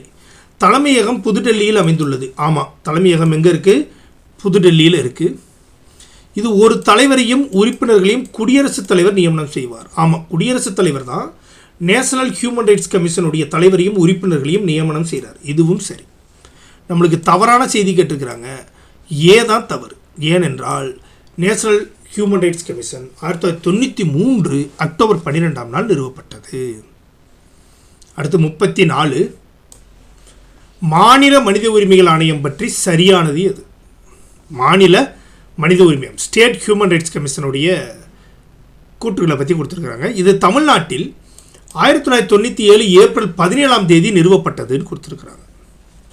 1997 ஏப்ரல் 17 மாநில மனித உரிமை ஆணையம் தமிழகத்தில் நிறுவப்பட்டதுன்னு கொடுத்துருக்குறாங்க. இது சரி. 1993 நேஷனலும் 1997 தான் ஸ்டேட்கான ஹியூமன் ரைட்ஸ் கமிஷன் நிறுவப்பட்டிருக்கு. சரி. இது ஒரு தலைவரையும் 4 உறுப்பினர்களையும் உள்ளடக்கியது என்று கொடுத்துருக்குறாங்க. ஒரு தலைவரும் 4 உறுப்பினர்களும் கொடுத்துருக்குறாங்க. இந்த இடத்துல தப்பாக இருக்குது. ஒரு தலைவர் ப்ளஸ் 2 உறுப்பினர்கள். ஓகேவா. இப்போ கூட மாநில மனித உரிமை தலைவராக யார் இருக்காருன்னா மணிக்குமார் இருக்கார். யார் இருக்கார், மணிக்குமார்னு ஒருவர் என்ன பண்ணுறாரு 2024 இருக்கிறார். 7வது அட்டவணையில் உள்ள மாநில பட்டியல் பொதுப்பட்டியல் மீதான உரிமைகள் மீறல் தொடர்பான வழக்குகளை விசாரிக்கும். ஆமாம், 7வது அட்டவணையில் இருக்கக்கூடிய மாநில பட்டியல் பொதுப்பட்டியல் மீதான மனித உரிமை மீறல் தொடர்பான வழக்குகளை எது என்ன பண்ணும், இது வந்து விசாரிக்கும்னு சொல்கிறாங்க. இதுவும் சரி. ஓகேவா? உரிமையில் மீறல்னா மனித உரிமை மீறல் சார்ந்ததை வந்து என்ன பண்ணும், இது வந்து என்ன செய்யும், ஹியூமன் ரைட்ஸ் ரிலேட்டட் சப்ஜெக்டை மட்டும்தான் என்ன பண்ணும். இங்கே தமிழில் வந்து வெறும் உரிமை மீறல்கள்னு கொடுத்துருக்கு. பட் இங்கிலீஷில் என்னென்னா ஹியூமன் ரைட்ஸ் ரிலேட்டட் சப்ஜெக்ட், அதை மட்டும் என்ன பண்ணோம்னா இது விசாரிக்கும். அப்போ இது சரி. நம்மளுக்கு சரியானது கேட்டுக்கிறாங்க. அப்போ 1 சரி 3 சரி. 1 3 மட்டும் சரி. 35 குழந்தைகளின் உரிமைகள் தொடர்பான ஐக்கிய நாடுகளின் சபை மாநாட்டு அறிக்கை எப்போது வெளியிடப்பட்டது? இந்த குழந்தைகள் உரிமைகள் பற்றி யுஎன்ஓ என்ன பண்ணுதுன்னா ஒரு மாநாடு போடுது. மாநாடு போட்டு அதற்கான அறிக்கையை வெளியிடுது. அது எப்போ வெளியிட்டதுன்னா நவம்பர் 20 1989 வெளியிட்டது. குழந்தைகள் உரிமை தொடர்பான ஐக்கிய நாடுகள் சபை மாநாட்டுடைய அறிக்கை வெளியிடப்பட்டது எப்போனா நவம்பர் 20 1989. 36 1978 சர்வதேச பெண்கள் ஆண்டு. அதாவது யுனைடெட் நேஷன்ஸ் ஆர்கனைசேஷன் வந்து ஒவ்வொரு ஆண்டையும் ஒவ்வொரு குறிப்பிட்ட காரணங்களுக்காக அல்லது குறிப்பிட்ட துறை சார்ந்து என்ன பண்ணுது, கொண்டாடுகிறது. அதன்படி பார்த்தோம்னா 1978 தான் பெண்கள் ஆண்டு கொண்டாடப்பட்டது. 1979 சர்வதேச குழந்தைகள் தினம் குழந்தைகளுக்கான ஆண்டாக கொண்டாடப்பட்டதுன்றாங்க. ரெண்டுமே சரி. அப்போ என்னது, அனைத்தும் சரி. 37 1995 ஆண்டு 4வது உலக மகளிர் மாநாடு எங்கு நடைபெற்றது? உலக மகளிர் மாநாடு 4வது ரொம்ப இருக்க உலக மகளிர் மாநாடுகள்லேயே வந்து ரொம்ப முக்கியமான மாநாடாக கருதப்படுதுன்னா 1995 ஆண்டு நடைபெற்ற 4வது உலக மகளிர் மாநாடு. இது எங்கே நடைபெற்றுச்சுன்னா சீனாவுடைய தலைநகரான பெய்ஜிங்கில் நடைபெற்றது. சீனாவின் தலைநகரான பெய்ஜிங்கில் நடைபெற்றது. 38 பொறுத்துக பெண்களுக்கு எதிரான குற்றங்களை தண்டிக்கக்கூடிய சட்டங்களும் அதை நிறுவப்பட்ட ஆண்டுகளும் கொடுத்துருக்குறாங்க. ஓகேவா? இந்து விதவை மறுமண சட்டம், ஹிந்து விடோ ரீமேரேஜ் ஆக்ட் வந்து எப்போ கொண்டு வந்ததுன்னு கேட்டுக்கிறாங்க. 1856 கொண்டு வரப்பட்டது. விதவை மறுமண சட்டம் 1856 ஆங்கிலேய ஆட்சி காலத்தில் என்ன பண்ணிட்டாங்க, கொண்டுக்கு வந்துட்டாங்க. அடுத்து வரதட்சணை தடை சட்டம் எப்போ கொண்டு வந்தாங்கன்னா 1961 கொண்டு வந்தாங்க. வரதட்சணை தடுப்பு சட்டம் 1961 கொண்டு வரப்பட்டது. அடுத்து வன்கொடுமை தடை சட்டம், ப்ரொடெக்ஷன் ஃப்ரம் டொமஸ்டிக் வயலன்ஸ், வன்கொடுமை தடை சட்டம் எப்பொழுது கொண்டு வரப்பட்டதுன்னா 2005 தான் என்ன பண்ணாங்க, பெண்களுக்கு எதிரான வன்கொடுமை தடுப்பு சட்டம் கொண்டு வரப்பட்டது. அடுத்து பெண்களை கேலி செய்வதற்கு எதிரான சட்டம் ஈவிடேசிங் ஆக்ட் எப்போ கொண்டு வந்தாங்கன்னா 1997 ஜெயலலிதா அம்மையாரால் கொண்டு வரப்பட்டது. ஓகேங்களா? அப்போ நம்மளுக்கு என்ன ஆப்ஷன் கிடைக்கிது, 2 3 2 3 1 4 2 3 1 4 ஆப்ஷன் ஏ. 39 சரியான கூற்றியது. 39 சரியான கூற்றியது. மோட்டார் வாகன சட்டம் 1988 ஆண்டு பாராளுமன்றத்தில் நிறைவேற்றப்பட்டது. ஆமாம், மோட்டார் வெஹிக்கிள் ஆக்ட் வந்து 1988 தான் நிறைவேற்றப்பட்டுச்சு. இந்த மோட்டார் வாகன சட்டம் 1989 ஆண்டு நடைமுறைக்கு வந்ததுன்னு கொடுத்துருக்காங்க. ஆமாம், 89 தான் நடைமுறைக்கு வந்துச்சு. இப்போ சரியான கூற்று கேட்டிருக்காங்க, ரெண்டுமே சரி. அப்போ அனைத்தும் சரி. 40 நீலவண்ண இலக்கத்தகடு யார் பயன்படுத்தும் வாகனங்களுக்கு அளிக்கப்படும்? ஒவ்வொரு கலரில் ஒவ்வொரு நம்பர் போர்டு இருக்கும் ஒவ்வொரு வாகனத்துலேயும். இதில் வந்து இந்த ப்ளூ கலரில் நம்பர் பிளேட் வந்து யாருக்கு கொடுப்பாங்க? ப்ளூ கலரில் யார் கொடுப்பாங்கன்னா ஃபாரின் அம்பாசிடர்ஸ் இருக்காங்கல்ல, அயல்நாட்டு பிரதிநிதிகள் மற்றும் தூதர்கள், அவர்களுக்கு தான் என்ன பண்ணுவாங்கன்னா அந்த நீலவண்ண இலக்கத்தகடு கொடுப்பாங்க. ஓகேவா? அடுத்து 41 தேசிய நெடுஞ்சாலைகளில் ஒவ்வொரு 50 கிலோமீட்டர் தொலைவிலும் ஒரு அவசர சிகிச்சை நிறுத்தி வைக்கப்பட்டு கண்காணிப்பது எந்த ஆணையம்? நம்ம நேஷனல் ஹைவேஸ் இருக்குல்ல, நேஷனல் ஹைவே ஒவ்வொரு 50 கிலோமீட்டர்லையும் என்ன பண்ணுறாங்கன்னா ஒரு அவசர ஊர்தி ஆம்புலன்ஸ் வந்து என்ன பண்ணுறாங்க, நிறுத்தி அந்த சாலை ஏற்படக்கூடிய விபத்துகளிலிருந்து உயிரிழப்பை தடுப்பதற்காக நடைமுறைப்படுத்தப்பட்டு வருகிறது. இதை கண்காணிப்பது எந்த ஆணையம்? என்று பார்த்தோம்னாக்கா தேசிய நெடுஞ்சாலை ஆணையம். தேசிய நெடுஞ்சாலை ஆணையம் தான் என்ன பண்ணுது, இந்த ஒவ்வொரு 50 கிலோமீட்டருக்கும் ஒரு ஆம்புலன்ஸை நிறுவி அது கண்காணிச்சிட்ருக்கு. அடுத்து 42, இந்திய சாலை பாதுகாப்புக்கான பிரேசிலியா பிரகடனத்தில் எந்த ஆண்டு கையெழுத்திட்டது? சாலை பாதுகாப்புக்காக ஒரு பிரகடனம் போடப்படுது. அந்த பிரகடனத்தோட பேர் வந்து என்னன்னா பிரேசிலியா. இந்த பிரேசிலியா பிரகடனத்தில் எந்த ஆண்டு இந்தியா கையெழுத்திட்டது பார்த்தோம்னா 2015. 2015 தான் என்ன பண்ணாங்க, பிரேசிலியா பிரகடனத்தில் இந்தியா கையெழுத்திட்டது. 43, தேசிய சாலை பாதுகாப்பு வாரம் அனுசரிக்கக்கூடிய மாதம் இது. சாலையை பாதுகாப்பதற்கான மாதம் ஒவ்வொரு ஆண்டும் அனுசரிக்கப்படுகிறது. அது ஜனவரி மாதம். ஓகேவா, ஜனவரி மாதம் தான் என்ன பண்ணுறாங்க, தேசிய சாலை பாதுகாப்பு வாரம் அனுசரிக்கப்படுகிறது. 44, இந்திய அரசியலமைப்பின் குடியுரிமை தொடர்பானது எது? இந்திய அரசியலமைப்புடைய குடியுரிமை தொடர்பான சரத்துகள் மற்றும் பகுதிகள் வந்து கொடுத்துருக்குறாங்க. அதில் எது குடியுரிமை சார்ந்ததுன்னு பார்த்தோமாக்கும் பகுதி 2 குடியுரிமை சார்ந்தது தான், பகுதி 1 குடியுரிமை சார்ந்தது அல்ல. ஓகேவா, அப்போ இது என்னவா இருக்குது, தப்பாக இருக்குது. பகுதி 5 to 11 இல்லை, விதி தான் 5 to 11. ஓகேவா, அப்போ இதுவும் என்னவா இருக்குது, தப்பாக இருக்குது. பகுதி 2 சரி, அதே மாதிரி விதி 5 to 11 சரி, இதுதான் சரி. பகுதி 2ல் ஆர்டிக்கிள் இங்கே இங்கிலீஷில் கரெக்டாக இருக்குது பாருங்களேன். பார்ட் 2ல் ஆர்டிக்கிள் 5 to 11 தான் எதை பற்றி பேசுதுன்னா இதோடைய சிட்டிசன்ஷிப்பை பற்றி பேசுது. ஓகேங்களா, அப்போ ஆப்ஷன் சி தான் ரைட். ஓகேவா. 45, இந்திய குடியுரிமை சட்டம் டேஸ் இந்திய குடியுரிமையை பெறுவதற்கும் நிறுத்துவதற்கும் உரிமை வழங்குகிறது. இந்திய குடியுரிமை சட்டம் எந்த ஆண்டு நிறுவப்பட்ட குடியுரிமை சட்டம்? குடியுரிமையை நம்ம போய் பெறணும்னாலும் அவங்க தான் கொடுக்கணும். ஒருவேளை ஒருவருடைய குடியுரிமையை நிறுத்தி வைப்பதற்கும் அவர்களுக்கு உரிமை உண்டு. அந்த சட்டம் எந்த சட்டம்னா 1955 இந்திய குடியுரிமை சட்டம். ஓகேவா. 46, குடிமகன் என்ற சொல் சிவிஸ் என்னும் லத்தீன் வார்த்தையிலிருந்து பெறப்பட்டது. ஆமாம், சிவிஸ் என்றதுடைய பொருள் என்னன்னு கேட்குறாங்க. ஓகேவா, நம்ம சிட்டிசன்ஷிப் என்ற வார்த்தை லாட்டின் வேர்டான சிவிஸ்லேருந்து உருவானது. இந்த சிவிஸ் என்பதற்கான பொருள் என்னன்னு கேட்டமாக குடியிருப்பாளர் என்று பொருள், ரெசிடென்ட். சிவிஸ்னா என்ன, ரெசிடென்ட் என்று பொருள். ஓகேவா. 47, அம்பேத்கர் பற்றிய தவறான அறிக்கையை தேர்வு செய்க. அம்பேத்கர் பற்றிய தவறான அறிக்கையை தேர்வு செய்க. 1, பாபா சாஹேப் என்று பிரபலமாக அழைக்கப்படும் பீம்ராவ் ராம்ஜி அம்பேத்கர். அவர் வந்து என்ன பண்ணுறாங்க, எல்லா பேரும் பாபா சாஹேப் என்று அழைக்கிறார்கள் என்று பீம்ராவ் ராம்ஜின்னு கொடுத்துருக்காங்க. ஆமாம், அவர் என்ன பண்ணுவாங்க, பாபா சாஹேப் என்று அனைவரும் அழைக்கிறார்கள், சரியானது. அவருடைய இயற்பெயர் தான் என்னது, பீம்ராவ் ராம்ஜி அம்பேத்கர். டாக்டர் பீம்ராவ் ராம்ஜி அம்பேத்கர் 1915 எம்ஏ பட்டம் பெற்றார். 1925 கொலம்பியா பல்கலைக்கழகத்தில் பிஹெச்டி வழங்குவதற்கு முன்பு லண்டன் ஸ்கூல் ஆஃப் எக்கனாமிக்ஸில் டிஎஸ்சி பட்டம் பெற்றார்னு ஒரு கண்டென்ட் கொடுத்துருக்குறாங்க. ஓகேவா. ஆனால் இங்கே என்னென்னா இந்த 1915 எம்ஏ பட்டம் பெற்றார்ன்றது சரி. ஓகேவா. 1925 தான் கொலம்பியா பல்கலைக்கழகத்தில் பிஹெச்டி வழங்கப்படுவதற்கு முன்பு லண்டன் ஸ்கூல் ஆஃப் எக்கனாமிக்ஸில் டிஎஸ்சி பட்டம் பெற்றார்னு இங்கே கொடுத்துருக்குறாங்க. அது தப்பு. எப்படின்னா இவர் 1915 தான் எம்ஏ பட்டம் பெறுகிறார். அதுக்கடுத்து என்ன பண்ணுறாரு, 1916 கொலம்பியா பல்கலைக்கழகத்தில் பிஹெச்டி முடிச்சிடுறார். ஓகேவா. இந்த லண்டன் ஸ்கூல் ஆஃப் எக்கனாமிக்ஸில் டிஎஸ்சி பட்டம் எப்போ வாங்குறாருன்னா 1923 தான் வாங்குறாரு.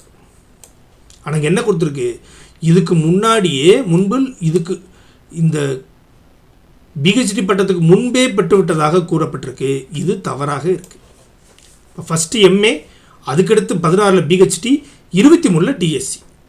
ஓகேவா. அடுத்து 3, அம்பேத்கர் சுதந்திர இந்தியாவின் முதல் சட்ட அமைச்சராக இருந்தார். ஆமாம், அவர் தான் இந்தியாவின் முதல் சட்ட அமைச்சர். அம்பேத்கருக்கு பாரத ரத்னா விருது 1991 வழங்கப்பட்டதுன்னு கொடுத்துருக்குறாங்க. இது 91 இல்லை, 1990 தான் அவருக்கு என்ன பண்ணாங்க, பாரத ரத்னா விருது வழங்கினாங்க. ஆனால் என்ன கொடுத்துருக்கு, 91 கொடுத்துருக்கு. அப்போ இது தவறாக இருக்குது. ஓகேவா. நம்மளுக்கு அம்பேத்கர் குட்டிய தவறானதான் கேட்டிருக்கிறாங்க. இங்கே தவறாக என்ன இருக்குதுன்னு பார்த்தோம்னா 1925 கொலம்பியா பல்கலைக்கழகத்தில் பிஹெச்டி பட்டம் பெற்றான்றாங்க. 25 தான், ஆனால் 16 பெற்றுட்டார். 91 தான் பாரத ரத்னா விருது வாங்கினார்ன்றாங்க, இல்லை 90 வாங்கிட்டார். அப்போ இது ரெண்டும் தவறாக இருக்குது. நம்மளுக்கு தவறானது எப்போ எதுனா 2ம் 4ம் தவறாக இருக்குது. சாரி, 2ம் 4ம் தவறாக இருக்குது. 48 ஏபிஜேவுக்கு பாரத ரத்னா எந்த ஆண்டில் வழங்கப்பட்டதுன்றாங்க. ஏபிஜேன்றது யார்? ஏபிஜே அப்துல் கலாம். அவருக்கு எப்போ வளர்ந்துன்னா 97, 1997. அதுக்கடுத்து பொறுத்துக சட்டப்பிரிவுகளும் அது குறித்த அது எதை பற்றி பேசுகிறது என்றதும் கொடுத்துருக்குறாங்க. இங்கே சட்டப்பிரிவு 14 எதை பற்றி பேசுது, 16 எதை பற்றி பேசுது, 17 எதை பற்றி பேசுது, அதே போல் 15 வந்து எதை பற்றி பேசுதுன்னு சொல்லி நம்மளுக்கு கொடுத்துருக்குறாங்க. ஓகேவா? சட்டப்பிரிவு 14 வந்து பாகுபாட்டை தடை செய்கிறது. சட்டப்பிரிவு 14 வந்து என்ன பண்ணுதுன்னா பாகுபாட்டை தடை செய்கிறது. அதே போல் சட்டப்பிரிவு 16 வந்து என்ன பண்ணுதுன்னா, மன்னிக்கவும், சட்டப்பிரிவு 14 வந்து என்ன சொல்லுதுன்னா, சட்டத்தின் முன் அனைவரும் சமம். அதுதான் சட்டப்பிரிவு 14. ஓகேவா? சட்டப்பிரிவு 16 வந்து பொது வேலைவாய்ப்பில் சமவாய்ப்பு. ஓகேவா? பொது வேலைவாய்ப்பில் சமவாய்ப்பு. சட்டப்பிரிவு 17 தீண்டாமை. 15 தான் பாகுபாட்டை தடை செய்கிறது. இப்போ 14 வந்து சட்டத்தின் முன் அனைவரும் சமம். 15 வந்து மதம், ஜாதி, இனம், மொழி அடிப்படையில் பாகுபாடு கூடாது. 16 வந்து பொது வேலைவாய்ப்பில் அனைவருக்கும் சமவாய்ப்பு. 17 தீண்டாமை என்பது தண்டனைக்குரிய செயல் கொடுத்துரு. அப்போ நம்மளுக்கு என்ன ஆப்ஷன் கிடைக்குதுன்னா 2, 1, 4, 3. 2, 1, 4, 3 ஆப்ஷன் சி. அடுத்து 50 இந்தியாவை பல இனங்களின் அருங்காட்சியகம், இந்தியா இஸ் எத்னாலஜிக்கல் மியூசியம் என்று அழைத்தவர் யார்? இந்தியாவை இனங்களின் அருங்காட்சியகம், பல்வேறு இனங்கள் வாழக்கூடிய ஒரு நாடு தான் இந்தியா என்று சொன்னது என வி.ஏ. ஸ்மித். 51 மொழிகளும் அதற்கு செம்மொழி அந்தஸ்து வழங்கப்பட்ட ஆண்டுகளும் இங்கே நம்மளுக்கு கொடுத்துருக்குறாங்க. செம்மொழி அந்தஸ்து வழங்கப்பட்ட ஆண்டுகளும் கொடுத்துருக்குறாங்க. முதல்ல செம்மொழி அந்தஸ்து வழங்கப்பட்டது தமிழுக்கு தான் 2004. அடுத்து சமஸ்கிருதம் 2005, அதுக்கடுத்து தெலுங்கு 2008, அதுக்கடுத்து மலையாளம் 2013. இது போக கன்னடமும் கடைசியாக ஒடியாவும் இருக்குது. ஓகேவா?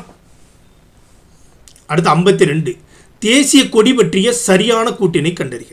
தேசிய கொடி பற்றிய சரியான கூட்டினை கண்டறிய. தேசிய கொடியை ஆந்திராவைச் சேர்ந்த பிங்களி வெங்கையா வடிவமைத்தார். ஆமாம், இந்தியாவுடைய தேசிய கொடியை வடிவமைச்சவர் யாருன்னா ஆந்திராவைச் சேர்ந்த பிங்களி வெங்கையா என்பவர். இந்த கொடியை பண்டிட் ஜவஹர்லால் நேரு 1947 ஆகஸ்ட் 15 செங்கோட்டையில் ஏற்றினார். இதுவும் சரி. இந்தியாவுடைய சுதந்திரம் அடைந்த முதல் நாள் வந்து என்ன பண்ணுறாரு, ஜவஹர்லால் நேரு அவர்கள் ஆகஸ்ட் 15 இந்த கொடியை என்ன பண்ணார், செங்கோட்டையில் ஏற்றினார். இந்த கொடி இப்போது சென்னை செயின்ட் ஜார்ஜ் கோட்டை அருங்காட்சியகத்தில் ஒரு கண்காட்சிக்காக உள்ளது. ஆமாம், முதலாக கொடியேற்றினார்ல பண்டிட் ஜவஹர்லால் நேரு, அது நம்ம சென்னை அருங்காட்சியகத்தில் தான் என்ன பண்ணிருக்கு, மக்களின் பார்வைக்காக வைக்கப்பட்டிருக்கிறது. அப்போ அனைத்தும் சரி. 53 தேசிய மரமாகவும் தேசிய பறவையாகவும் தேசிய நதியாகவும் தேசிய விலங்காகவும் அறிவிக்கப்பட்ட ஆண்டுகளை கொடுத்துருக்குறாங்க. நம்மளுக்கு தேசிய மரம் எதுனா ஆலமரம். இது எப்பொழுது அறிவிக்கப்பட்டது? 1950 அறிவிக்கப்பட்டு விட்டது. 1950 வந்து நம்மளுக்கான தேசிய மரமாக ஆலமரம் அறிவிக்கப்பட்டது. தேசிய பறவை மயிலாக 1963 அறிவிக்கப்பட்டது. 1963 தான் மயிலை வந்து தேசிய பறவையாக அறிவித்தார்கள். ஓகேங்களா? அதுக்கடுத்து கங்கை நதியை வந்து 2008 அறிவித்தாங்க. 2008 தான் என்ன பண்ணாங்க, கங்கை நதியை அறிவித்தாங்க. தேசிய விலங்காக புலியை 1973 அறிவித்தார்கள். ஓகேவா? இப்போ நம்மளுக்கு என்ன ஆப்ஷன் கிடைக்குதுன்னா 3, 1, 2, 4. 3, 1, 2, 4 ஆப்ஷன் பி. 54 சர்வதேச அகிம்சை நாள் எந்த ஆண்டிலிருந்து கொண்டாடப்படுகிறது? சர்வதேச அகிம்சை நாள் 2007 கொண்டாடப்படுகிறது. 2007 ஆண்டிலிருந்து என்ன பண்ணுறது, சர்வதேச the international day of non violence 2007 கொண்டாடப்படுகிறது. 55 சரியான கூட்டினை தேர்வு செய்க. சரியான கூட்டினை தேர்வு செய்க. இந்திய அரசியலமைப்பு டிசம்பர் 26, 1949 ஏற்றுக்கொள்ளப்பட்டதுன்றாங்க. டிசம்பர் 26 நவம்பர் 26 தான் ஏற்றுக்கொள்ளப்பட்டாங்க. நடைமுறைப்படுத்தினது ஜனவரி 26, 1950. ஓகேங்களா? இந்த நவம்பர் 26 காங்கிரஸ் என்ன பண்ணிட்டு இருந்துச்சு, ஏற்றுக்கொண்டாங்க. ஆனால் அதற்கு முன்பே 1930 லாகூர் காங்கிரஸ் மாநாட்டில் என்ன பண்ணுறாங்கன்னா ஜனவரி 26 சுதந்திர தினமாக அறிவிக்கிறாங்க. இப்போ இந்த நாளை காங்கிரஸால் மறக்க முடியலை. அதற்காக 2 மாதம் வெயிட் பண்ணியிருந்து என்ன பண்ணுறாங்க, ஜனவரி 26, 1950 இந்திய அரசியலமைப்பை நடைமுறைக்கு கொண்டு வராங்க. இந்த சென்டிமெண்ட்டுக்காக இந்த 2 மாதம் காத்திருப்பு நடந்துச்சு. ஓகேங்களா? இப்போ நவம்பர் 26 தான் ஏற்றுக்கொள்ளப்பட்டது. அப்போ இது தப்பு, இது சரி. நம்மளுக்கு சரியான கூற்று கேட்டிருக்கிறாங்க. 2 மட்டும் சரி. என்னது? 2 மட்டும் சரி, 1 தப்பு. 56 வெற்றிகரமான நேரடி ஜனநாயகத்தின் நீண்ட வரலாற்றை எந்த நாடு கொண்டுள்ளது? நீண்ட காலமாக நேரடி ஜனநாயகம், நேரடியாக மக்களே என்ன பண்ணுது, ஜனநாயகம் செய்யக்கூடிய நாடு எதுனா சுவிட்சர்லாந்து. 57 சர்வதேச ஜனநாயக தினம் எப்பொழுது அனுசரிக்கப்படுகிறது? சர்வதேச ஜனநாயகம் தினம், the international day of democracy எப்போனா செப்டம்பர் 15. பெண்கள் வாக்களிக்க அனுமதித்த முதல் நாடு எது? முதலாக பெண்களுக்கு ஓட்டுரிமை அளித்த நாடு எதுனா நியூசிலாந்து, 1893. ஓகேவா? சிறந்த பெண்களும் அதற்கான நாடுகளும் கொடுத்துருக்குறாங்க. சிரிமாவோ பண்டாரநாயக்கே இலங்கையுடைய முதல் அதிபர், பெண் அதிபர். வாலண்டினா தெரஸ்கோவா இவங்க யாரு? ஒரு விண்வெளி பயணி, யுஎஸ்எஸ்ஆரை சேர்ந்த ஒரு விண்வெளி பயணி. ஜான்கோ தபே ஜப்பானை சேர்ந்தவர். சார்லோட் கூப்பர் யாருன்னா இங்கிலாந்தை சேர்ந்த ஒரு பெண்மணி. ஓகேங்களா? அப்போ நம்மளுக்கு என்ன ஆப்ஷன் கிடைக்குது? நம்மளுக்கு என்ன ஆப்ஷன் கிடைக்குதுன்னா 4, 3, 1, 2 கிடைக்குது. 4, 3, 1, 2 ஆப்ஷன் ஏ. 60 தவறான அறிக்கைகளை தேர்வு செய்க. தவறான அறிக்கை எதுன்னு கேட்குறாங்க. ஓகேவா? முதல் பெண் பிரதமர் இந்திரா காந்தி, சரி. புக்கர் பரிசு வென்ற முதல் இந்திய பெண் அருந்ததி ராய், இதுவும் சரி. யூனியன் அமைச்சரவை பதவி வைத்த முதல் பெண் மீரா குமார்னு கொடுத்துருக்குறாங்க, இல்லை. அம்ரித் கவுர் அவர் தான் என்ன பண்ணாங்க, முதல் யூனியன் மினிஸ்டர், பெண் மினிஸ்டர் யாருன்னா அம்ரித் கவுர். மீரா குமார் யார்? முதல் பெண் சபாநாயகர். ஓகேவா?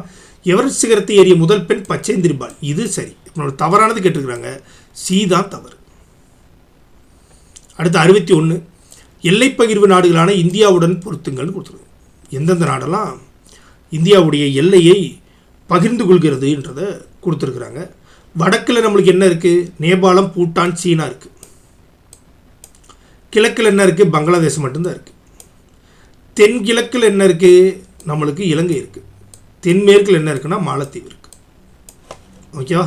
ரொம்ப ஈஸியான கொஸ்டின். 2, 1, 4, 3. 2, 1, 4, 3 option A.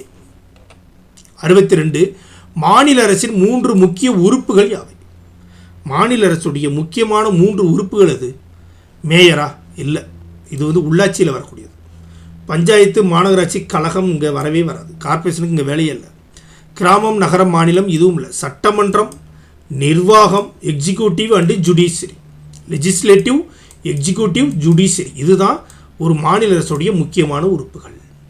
63 பின்வரும் மாநிலங்களில் யூடிக்கு பொதுவான உயர்நீதிமன்றங்கள், மாநிலம் மற்றும் யூனியன் டெரிட்டரிக்கு பொதுவான உயர்நீதிமன்றங்கள் எதுக்கெல்லாம் இருக்குது? பொதுவான உயர்நீதிமன்றம் என்னவா இருக்குது, எதுக்கெல்லாம் இருக்குன்னா பஞ்சாப் மாநிலம் மற்றும் ஹரியானா, சண்டிகர். பஞ்சாப்ன்ற மாநிலத்துக்கும் சண்டிகரில் தான் இருக்குது. ஹரியானா என்ற மாநிலத்துக்கும் சண்டிகரில் தான் இருக்குது. சண்டிகர் என்ற யூனியன் டெரிட்டரிக்கும் பொதுவான உயர்நீதிமன்றம். ஓகேவா? அப்போ ஆப்ஷன் டி தான் ஆன்சர். 64 சரியான அறிக்கையை தேர்வு செய்க. அறிக்கை 1 தமிழ்நாட்டில் 234 சட்டமன்ற தொகுதிகள் உள்ளன. ஆமாம். தேர்ந்தெடுக்கப்பட்ட 118க்கும் மேற்பட்ட வேட்பாளர்களை கொண்ட கட்சி அழைக்கிறது ஆளுநர் அரசாங்கத்தை உருவாக்க.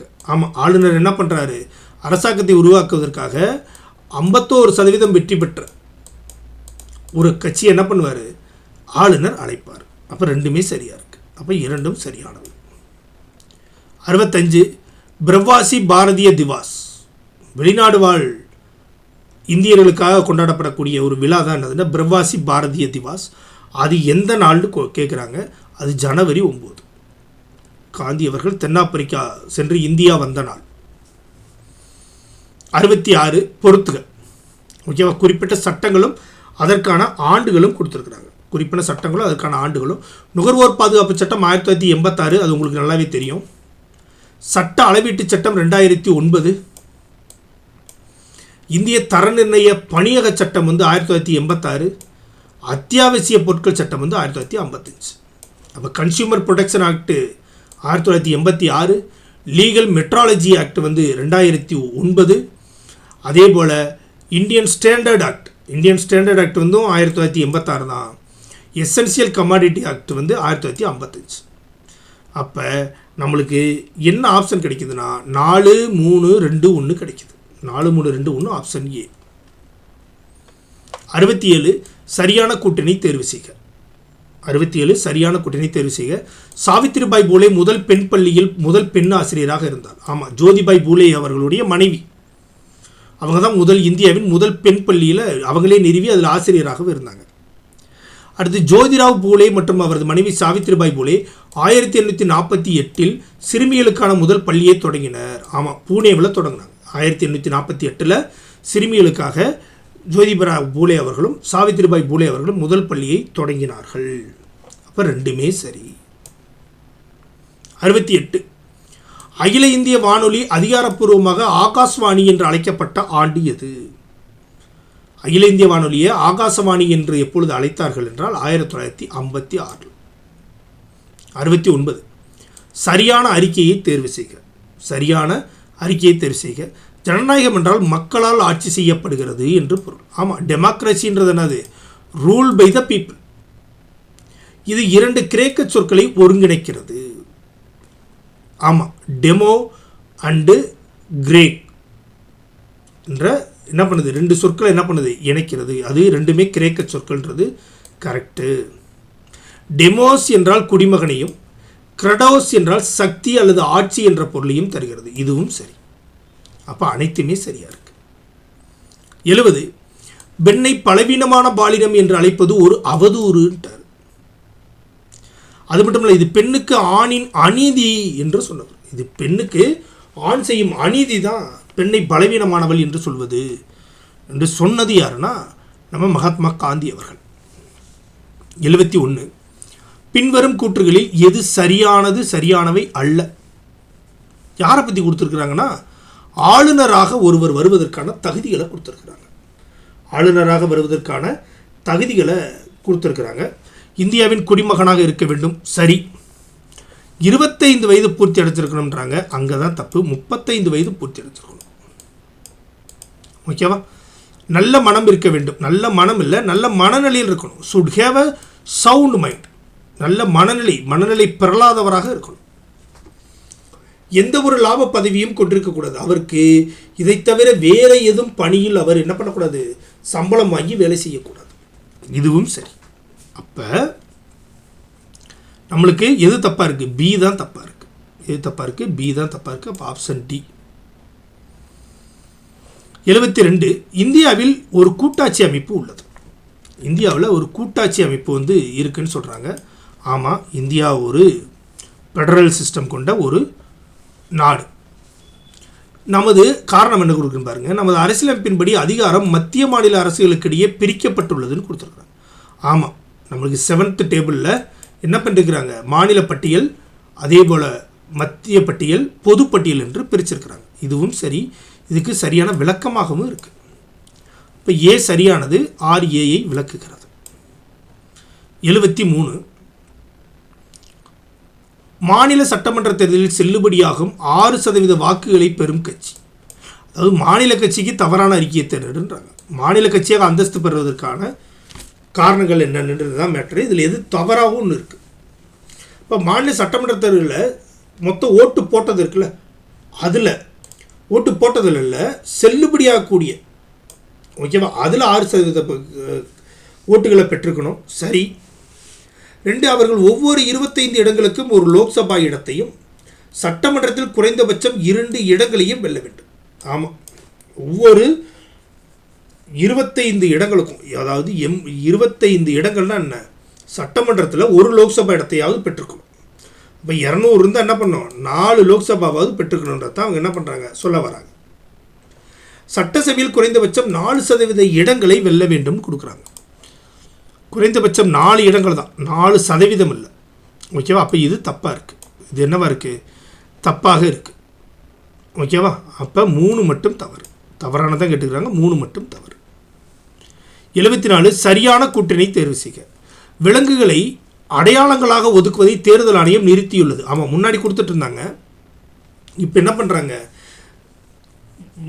மத்திய மாநில அங்கீகரிக்கப்பட்ட கட்சிகளுக்கு சின்னங்களாக விலங்குகளை ஒதுக்குவதை இப்போ தேர்தல் ஆணையம் நிறுத்தி வச்சிருக்கு. சரி. 2 விலங்குகள் சிங்கம் மற்றும் யானை மட்டுமே விதிவிலக்கு. ஏன்னா இது ஏற்கனவே கொடுத்துட்டாங்க.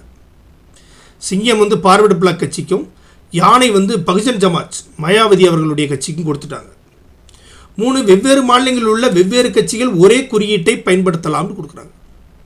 ஒவ்வொரு மாநிலத்திற்கு கூடிய ஒவ்வொரு கட்சி இருக்குன்னு வச்சுக்கலேன். இப்போ இங்கே உதயசூரியன் இருக்குன்னா நீங்கள் வேறொரு மாநிலத்தில் உதயசூரியன் கொடுக்கலாம். இங்கே இருக்க ரெட்டலையே நீங்கள் வேறு இடத்துலையும் கொடுக்கலாம். இங்கே இருக்க கரும்பு விவசாய அங்கீகரிக்கப்பட்ட கட்சிகிட்ட கொடுத்துறதால வேறொரு மாநில அங்கீகரிக்கப்பட்ட கட்சிக்கு இதை சின்னமாக கொடுக்கலாம்ன்றது விதின்றாங்க. இதுவும் சரி. இப்போ சரியானது கேட்டுக்கிறாங்க, எல்லாமே சரி. ஓகேவா? அடுத்து 75 பஞ்சாயத்து ராஜ் சட்டம் டேஸ் என்று இயற்றப்பட்டதுன்னு கேட்குறாங்க. எப்போ இயற்றப்பட்டது? 1992 ஏப்ரல் 24 இயற்றப்பட்டது. 1992 ஏப்ரல் 24 இயற்றப்பட்டது. இதோட நம்மளுக்கு கொஸ்டின்ஸ் முடியுது. நம்ம இப்போ என்ன பண்ணியிருக்கோம்னா 6வது 7வது 8ஆம் வகுப்பில் இருக்கக்கூடிய குடிமியல் பாடத்திலிருந்து நம்ம என்ன பண்ணிருக்கோம்? மொத்தம் 75 கொஸ்டின்ஸ்கள் பார்த்துருக்குறோம். இந்த வீடியோ உங்களுக்கு ரொம்ப பிடிச்சிருக்குன்னு நினைக்கிறேன். அடுத்ததாக 9ஆம் வகுப்பிலிருந்து ஒரு 75 கொஸ்டின் எடுத்து அடுத்த வீடியோ பார்ட் 2வாக வரும். ஸோ இந்த வீடியோ உங்களுக்கு பிடிச்சிருச்சாக்கும் லைக் பண்ணுங்கள், எங்கள் சேனலை சப்ஸ்கிரைப் பண்ணுங்கள். உங்களுடைய கருத்துக்கள் ஏதேனும் இருந்தால் அதை கமெண்ட் செக்ஷனில் சொல்லுங்கள். நன்றி, வணக்கம்.